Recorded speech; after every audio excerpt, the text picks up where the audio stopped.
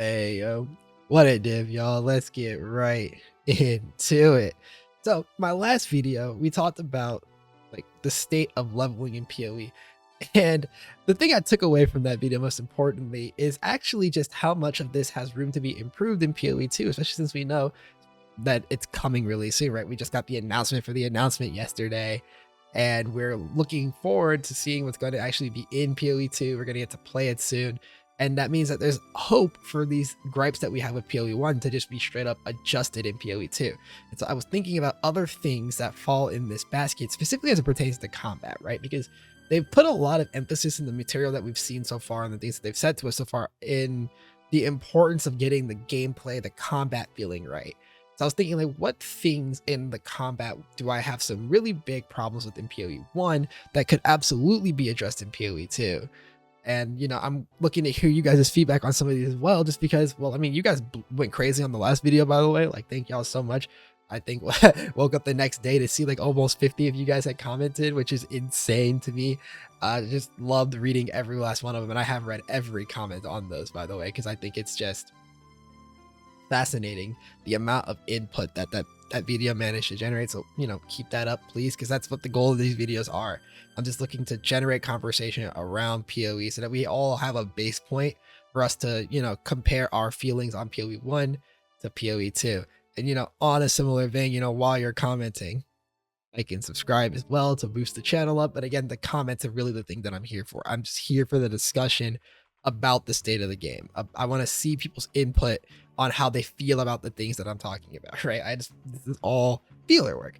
I promise you, I don't have any inside information, by the way, on what we're doing here. I'm just yapping because it's what I like to do. So first on the dock of things that I think in combat need some adjustments, stun. Specifically, that it feels like ass, which it's worth noting. The stat stun can never not feel like ass. If you are capable of being taken out of the game in any way, shape, or form, it's never not going to feel bad. No matter how many nerfs, adjustments, etc. that games historically have made to loss of control effects, there are no ways to make a player happy with a loss of control effect existing, right? The only thing that makes a player happy about the things being loss of control is an apt way to deal with it, or specifically an apt number of ways, like not just one good way, but multiple ways for a variety of characters and playstyles, etc., to actually deal with being stunned, right? Unfortunately, games like League have you have to balance it a little different in PvP games, because you can't just give every character QSS and some other equivalent thing in their kit and therefore just completely ruin the identity of crowd control champions. But that's a PvP thing. In PvE, the point is that we're supposed to be able to get past these problems. And so CC effects, specifically starting with stun, because I think stun is notably devoid of this interaction. Right now, our best ways of dealing with stun, pure immunity in the form of ascendancies or unwavering stance. There is also the avoidance stat that you can stack up that does take quite a lot of investment actually to get to 100% outside of being a flask finder, or maintaining uptime on Kiara's determination for a similar reason. And then there is the stun and block recovery stat, which is actually the thing that I fixated on the most when I was putting this together. It's how I felt about the Brine King Pantheon and how I felt about that stat, because I realized that the Brine King Pantheon is such a heavy stopgap to the problem in the same way that it has been for freeze historically up until very recently. And the Brine King Pantheon has another problem with freeze that I'll talk about later on, right? But the idea with stun is just that you get stunned, you cope, then eventually you will, hopefully have enough life to get past the stun, or ES if you've managed to spec into that mastery, and you get past the stun that way. But then you still have to if you do get stunned, you need a way to deal with it, because there are some hits in the game that are just that big. And quite frankly, they scale up pretty quickly to get to a size where stun can start to fuck with you again. And you end up with stuff like, okay, I have to get, just the Brine King Pantheon and kind of cope my way through it.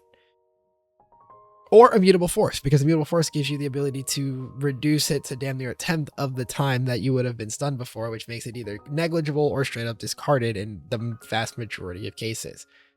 that's fine, but there's got to be other solutions to the situation, right? Because I think what I want to see is that we have this quote useless affix in stun and block recovery that's on so much of our gear. I would love to see that stat either A, removed, or B, actually like improved to be a meaningful way to help us assist in dealing with being stunned. Because I don't feel like the stat is actually as impactful as it could be at this very time. Also, relatedly though, is that I think that there needs to be maybe a reservation needs to help out with this or something else. There needs to be some other replacement for the effect that comes from the Brine King Pantheon, because I just think that that effect is really problematic design wise. And I will kind of extend this sentiment to just generally the idea of chaining CC together. That being a thing is such a problem. If you think about it, we historically lost the ability to chain stun bosses for this exact same reason. Why are they allowed to chain stun us? Would be the thing that I'm like most thinking about, because it's very rare that one stun becomes a problem. Like if you get stunned for like a quarter or a half of a second, it's okay-ish. It still sucks, but it's still okay-ish. The problem is when it's stun into stun into stun and then you die, right? You've lost access to your best like survivability tool, as well as just the thing that feels good, which is the ability to move around and play the game. And so now you're just stuck there getting mollywop done. I would like to see like that adjusted in some way, shape, or form, right? Just improving that. And I have some other thoughts about stun and block recovery as a stat.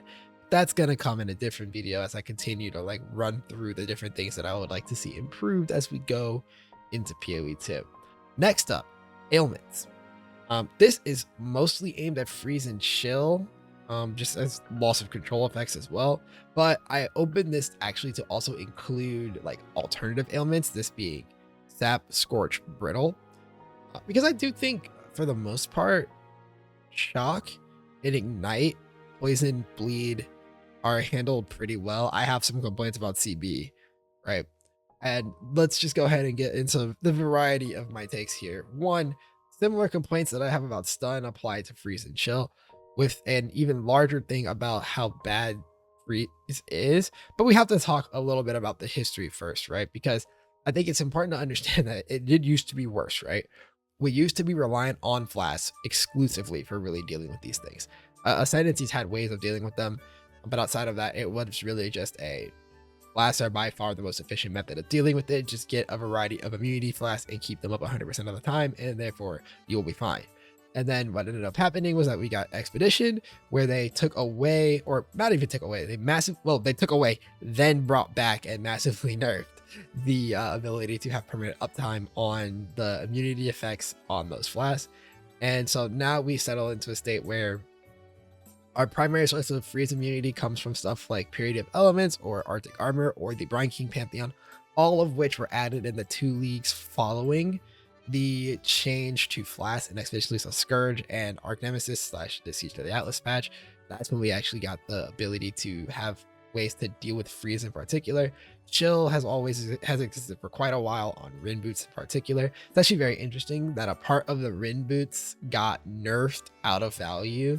So there's like Rin's boots mod includes like straight cannot be frozen on it, and that got like nerfed out of value with the change to the Pantheon, which I think is fine because the Pantheon is more accessible and the freeze problem is such a big problem that it had to be dealt with in another way. But then also, you know, the boot craft from Betrayal can give you ability to chill. There is chill effect on the Pantheon. There are a couple of there's like a wheel or two on the tree that give you chill like effect reduction as well, that are sometimes worth it. It's a bit of a niche thing that people don't really talk about as much, but like you have some of the ways of dealing with it, but I want more. And it's just because, again, loss of control feels awful. Being locked into the Brine King Pantheon forever, even though the other Pantheons are actually really nice, until you have a high investment full ailment avoidance, is kind of a problem to me.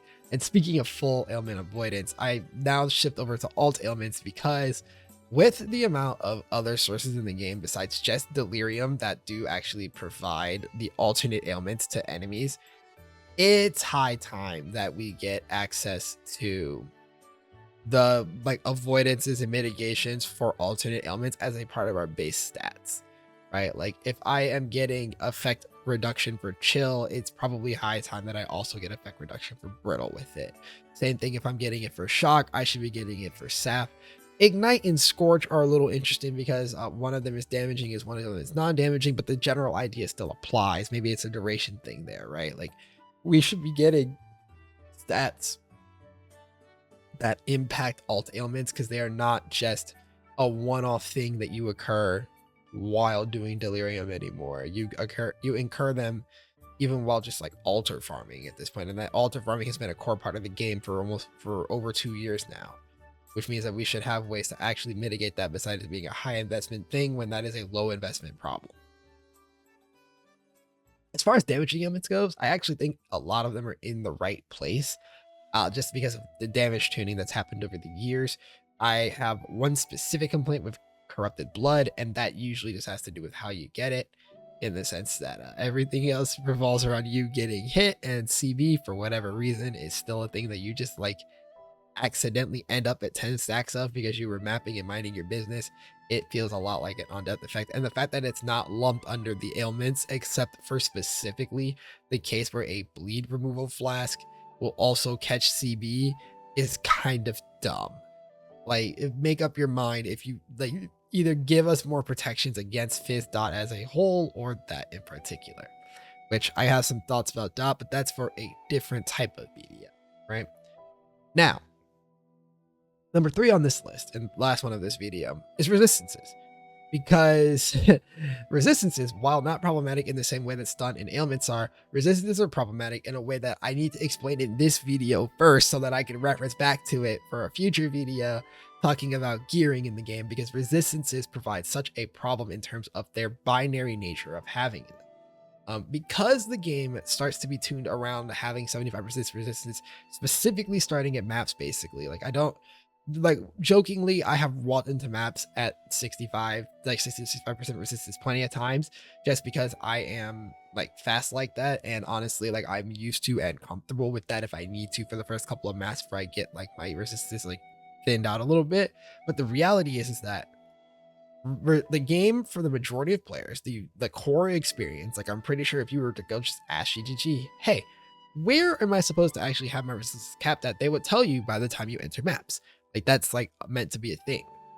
So the binary nature of resistances means that they are non-optional stats, right? You have to have them, at least for most setups. Look, I've seen like the Transcendent setups whatnot, but for most setups and at most stages in the game, you are required to be capped on your resistances in order to actually play the game.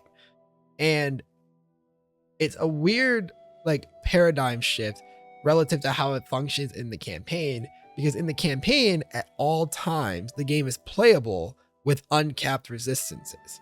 But then suddenly you approach Kitava and you need to overcap your resistances so that when they get brought down by Kitava, you are able to actually go do mapping. That's a weird point of disconnect that just, it's not inherently the worst thing I've ever seen. It's just something that I reflect on a lot when I think about like problems I have with resistances that then lump into a second conversation about ways to deal with the like elemental damage as a whole, and to an extent chaos damage, now that like it's been quite a few years since chaos damage have been worked into the fold, right? If you're an old enough player, you remember back when chaos resistance was mostly a meme, and then they brought in Siege of the not Siege of the Atlas, Conquerors of the Atlas, and Hesman showed up, and everybody was like, oh shit, we need chaos res, guys, right?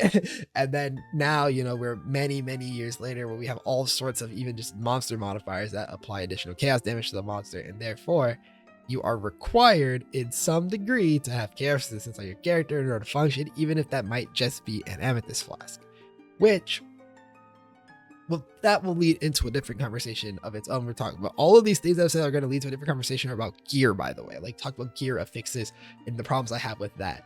The general idea is, for this in particular, is that the binary nature of resistances has created a structure where you feel like this is your only real avenue for quite some time, really, to actually deal with elemental damage, or, well, non-physical damage, quite frankly, as a whole.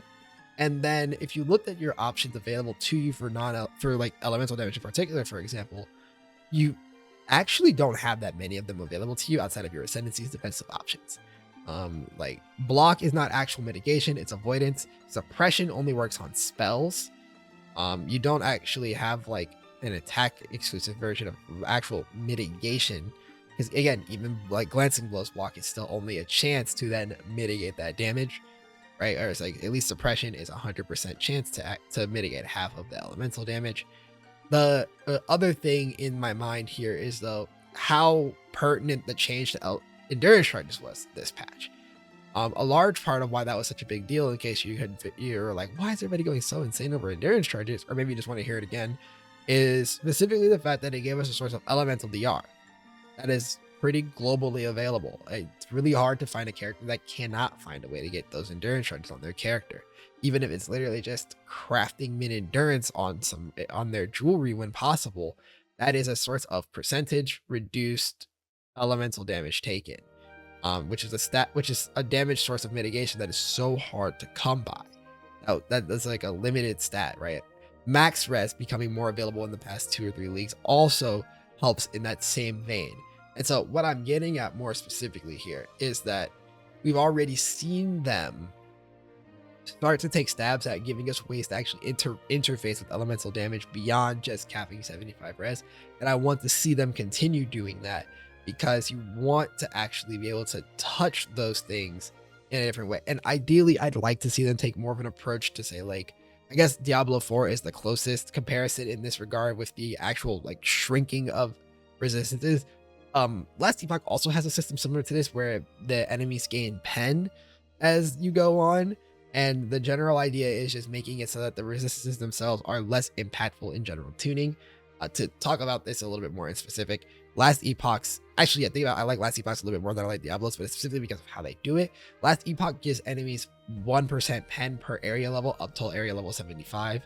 And all that really means is that when you cap resistances in Last Epoch at 75%, you actually take 0% increased damage. And that's the idea, is that if you were to uncap on resistances, you're only taking a small percentage more damage, right? Okay, so I'm only 55% fire res. I'm taking 20% more fire damage than I would have taken otherwise. Comparatively to PoE, if you were supposed to be at 75% res based on the tuning constraints of the game, and then you were minus 20, that isn't just 20% more damage, you're actually taking closer to like 80%, I think even almost close to 90% more damage under that circumstance. And so that like poses one of the larger problems with resistances in terms of like how mandatory they are for scaling purposes, because the game is balanced around you having them, much like in Last Epoch, but the math is just different for how important each percentage of resistance actually is. So I have like infinitely more thoughts about resistance, but I think I've kind of hammered the point there enough, which is just that I want to see them adjusted, not necessarily in the sense that resistances itself has to be adjusted, but the systems around resistance, the ability to interface with those damage types outside of just resistance, needs to be bolstered out however they choose to do so that you can smoothen out the experience of just getting blown up by like the skeleton mages, for example. Anyways, that's a lot of yapping here. And quick recap in case you're like, wow, that was a lot. Really, the thing is, the core of this video is just, these are things that are problems in PoE 1, or maybe you don't think they're problems. Let me know, right? Like maybe you don't think these are problems, but these are like things that I've observed and felt over many years, right? I've been playing since Synthesis, like many years of having certain problems with certain stats or the ways that the game and character are geared out that I think are worth putting into the atmosphere going forward, just as mostly, again, benchmarks for us to look back on and say, is PoE 2 better in these regards or not? Because I think it's really cool it'll be really cool to see how the new design in PoE 2 helps address or worsen potentially, right, some of these design problems that PoE 1 fell into just due to the nature of a game being built iteratively over 10 years, right? So talking about, stun, ailments, and resistance and how we deal with those. If you have any comments or, things that you really like doing to deal with them, or things that you just think like suggestions, etc., things that you think can be fixed, you know where to put those. Also, support the video. If you want to see me more elsewhere, I stream sometimes on Twitch. It's a little bit slower right now because I'm like kind of busy and sick, sicker than usual anyways, but I do stream over on Twitch and I have a Discord. Those are both in the description down below. And otherwise, I will see you guys later. Thank you guys for watching. Take care. See you in the next one. Peace.